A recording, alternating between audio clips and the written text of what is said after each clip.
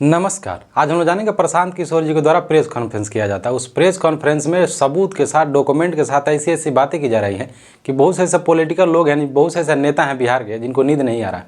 नींद तो छोड़िए, कहीं वोट मांगने जाने में भी शर्म आ रहा है। ऐसी ऐसी बातें कही जा रही हैं कि मतलब आप हम लोगों को सुन के इतना खलबली मच रहा है कि इतना बड़ा धांधली और इतना बड़ा संशोधन, इतना बड़ा चीटिंग कोई नेता कर सकता है। और नेताओं का जीवन कैसे हो सकता है, कितना सभ्य है नेताओं का जीवन, जो लग्जरियस है, मतलब इतना इतना अच्छा नेताओं का जो जीवन है, बच्चों का जो जीवन है, वही बातें बता रहे हैं। प्रशांत किशोर जी को बहुत नेताओं के द्वारा, बहुत लोगों के द्वारा ये कहा जा रहा है कि प्रशांत किशोर जी जो हैं धर्म की जाति की राजनीति कर रहे हैं और ये बड़े एक विशेष समुदाय से आते हैं।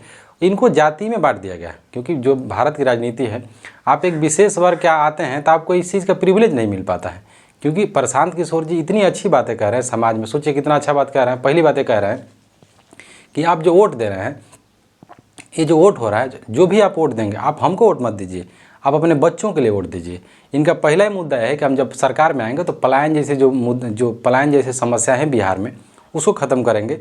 जो महिलाओं को पलायन से समस्या है, जो गरीबी की समस्या है, उसको हम सॉल्व करेंगे। इनके द्वारा तो पहले ही कहा गया, उस बात पे हम लोग आएंगे इनके द्वारा प्रेस कॉन्फ्रेंस में क्या कहा गया है। प्रशांत किशोर कह रहे हैं कि आप अपने बच्चों के लिए वोट दीजिए, जब आप वोट देंगे तो आने वाले 1 साल के अंदर में हम पलायन जैसे जो समस्याएं उसको कम कर देंगे। इतनी पलायन की समस्या है, गरीबी की समस्याओं के बारे में बात करना, रोजगार का सृजन कराया जाएगा। अब मुख्य बात इनके द्वारा कहा जा रहा है, सोचिए अभी तक बिहार की राजनीति में चाहे कोई भी दल हो, कोई भी दल सामने आके नहीं बोला था प्रशांत किशोर के अलावे कि शिक्षा पे वोट किया जाएगा। शिक्षा पे वोट दीजिए, बच्चों के लिए वोट दीजिए, अच्छा स्वास्थ्य के लिए आप वोट दीजिए, अच्छे शिक्षा के लिए आप वोट दीजिए।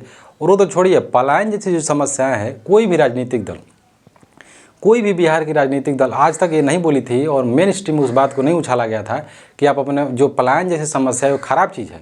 अभी तक बिहार के जितने भी नेता हैं, आज सारे बिहार के नेता हैं, जो भी नेता हैं, वो कह रहे हैं कि नहीं, पलायन ख़राब चीज़ है, पलायन को हम रोकेंगे।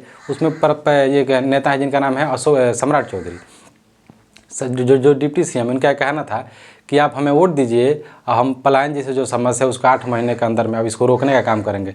तो प्रशांत किशोर का कहना था कि अब तक क्या कर रहे थे, कि क्या ये गलत बात है? आप खुद सोच के देखिए, आप प्रशांत किशोर की राजनीति को धर्म में ना जाति में ना बांटें तो कितना लॉजिकल बात है। इनका ही कहना है कि अब तक आप क्या कर रहे थे, आप इतना ही आपको फिक्र था कि शिक्षा, स्वास्थ्य और पलायन पर रोजगार होना चाहिए, तभी तो अभी भी आप अभी भी सत्ता में हैं, अभी भी कौन सा उस पर आप काम कर रहे हैं। तो सिर्फ इनका कहना है कि भाषण दे रहे हैं। अब आते हैं प्रशांत किशोर जी की, विचार तो बहुत बड़ा है।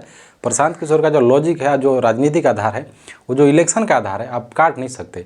वो व्यक्ति 3 साल से बिहार की गली गली में जहाँ नहीं जाना चाहिए वहाँ जा रहा है। सोचिए, एक चमार के घर में क्या समस्या है, वहाँ के मुसहरों के घर में क्या समस्या है, दलितों की समस्या, मतलब जिस वर्ग में जो मलाहों की क्या समस्या है, रोजगार संबंधित क्या समस्या है, उस पर वो बात कर रहे हैं।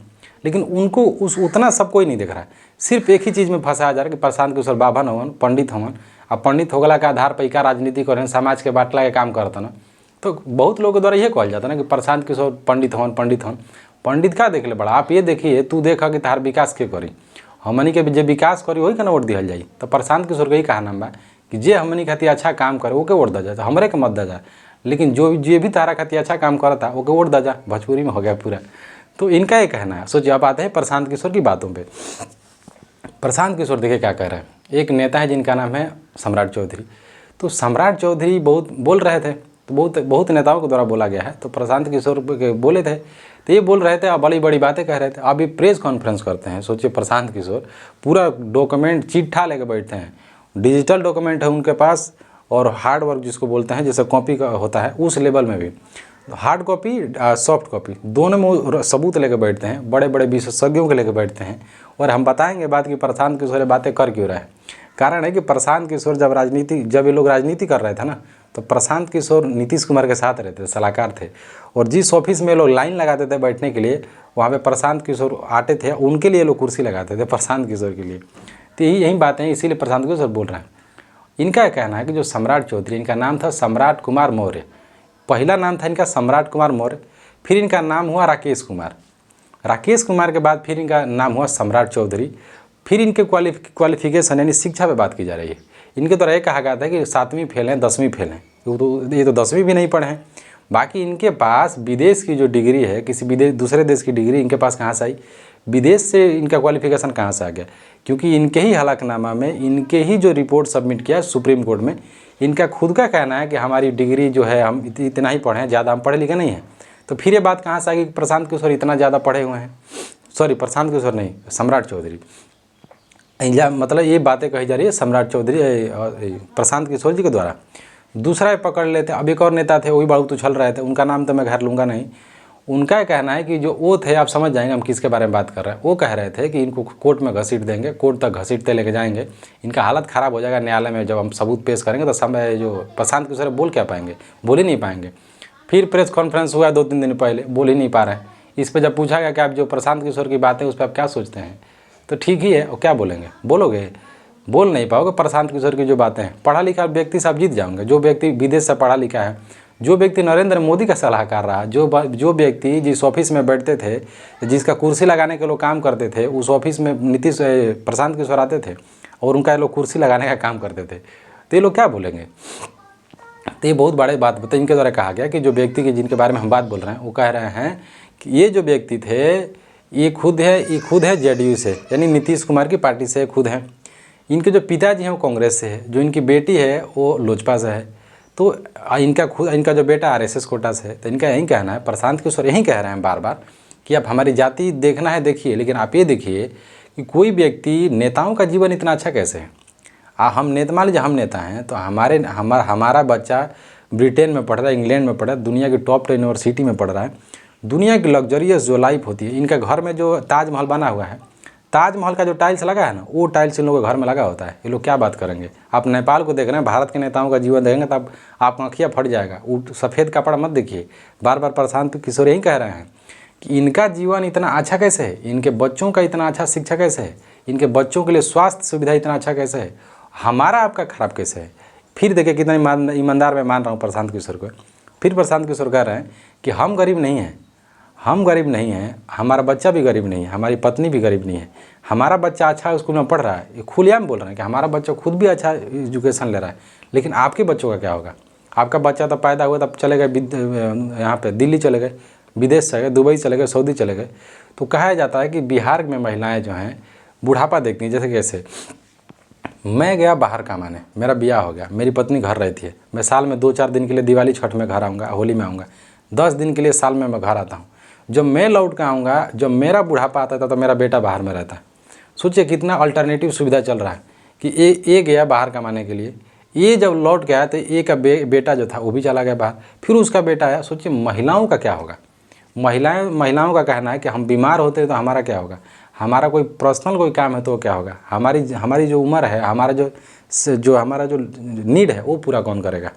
क्योंकि पैसा तो सब कुछ पूरा नहीं करेगा ना। किसी का पति तो जिंदगी 10-10 साल विदेश में रह जाता है। तो बहुत गरीबी है, बहुत। यही बातें कह रहे प्रशांत किशोर। लोग बार बार करेंगे नहीं प्रशांत किशोर पंडित जी हों, आई पंडिताई करत ना, आई जाति में विकास का कर, यानी तो खुद एगो कुलीन वर्ग से आवत ना तो विकास कहीं करें। तो ऐसे लोगों का कहना है। प्रशांत किशोर का कहना है कि नहीं, गरीब तुम क्यों हो? आपके बच्चों का शिक्षा का क्या होगा, स्वास्थ्य का क्या होगा, रोजगार का क्या होगा? का जिंदगी भर तो दिल्ली गुजरात फैक्ट्री में ईंटे ढोब, लोहे ढोब, तू बिल्डिंगे करबा, तू फैक्ट्री का काम करबा जिंदगी भर। तो बार बार यही तो कह रहे हैं, लोगों को समझ में नहीं आ रहा। लोग देखिए क्या है ना कि लोगों को इसी से बाहर निकलना पड़ेगा। बाकी इनके द्वारा और भी बातें कहेंगे। जेडीयू पे कहा गया है कि इनकी इतनी सीटें आएगी, इससे ज़्यादा आएगी तो मैं राजनीतिक छोड़ दूंगा। क्योंकि भापा हुआ आदमी है ना, जो इंसान राजनीति को भाप लेगा वो, क्योंकि जो व्यक्ति नीतीश कुमार के साथ रहा उतना दिन उसको पता ही नहीं है कि राजनीति कहाँ तक जाएगी, कौन लोग कहाँ जाएंगे। तो प्रशांत किशोर बहुत एजुकेटेड आदमी, बहुत एजुकेटेड है। उनकी बातें तार्किक हैं, एकदम तार्किक, मतलब तार्किक है, आप उस बात को काट ही नहीं सकते हैं। तो बाकी देखते हैं लोगों का क्या कहना है, राजनीतिक लोगों का क्या कहना है। बाकी चुनाव आएगा, चुनाव में वो जो भी देगा अपना सब कुछ देख के दे। बाकी देखते हैं। बाकी इनकी चीज़ और कहा गया था, नहीं तो मोदी जी पे कहा गया था, 2 मिनट और लगा। मोदी जी पे कहा गया कि मोदी जी आए थे बिहार में, को चीनी मिल बनवाए हैं, को चीनी मिल चालू करवाए हैं, को इंडस्ट्री बनवाए हैं। केंद्र में लगभग 15 साल हो जाएगा, अभी तो 15 साल नहीं हुआ, लेकिन अगर पूरा कार्यकाल करते तो 15 साल तक भारत के प्रधानमंत्री बने। बिहार की बाढ़ के लिए क्या किए, बिहार के शिक्षा के लिए क्या किए, बिहार के स्वास्थ्य के लिए क्या किए? कुछ नहीं किए। बिहार में इंडस्ट्री के लिए क्या किए? हाँ, ये बोल कर गए हैं कि यहाँ बिहार से गुजरात के 5 गो ट्रेन चलाई गई है, प्रवासियों को, यानी जो व्यक्ति मजदूरों को जाने में दिक्कत ना हो, लेकिन मजदूर गुजरात क्यों जाएगा? ये फिर इनका कहना है कि बिहार का व्यक्ति जाएगा लाइटिंग साफ़ करने गुजरात में 12,000 रुपये, क्या गुजरात के लोग यहाँ पे आएंगे काम करने के लिए? तो खाली इनका कहना है खाली गुजरात के विकास हुई कि बिहारों का विकास हुई। बाकी देखते हैं। नमस्कार, जय हिंद, जय भारत।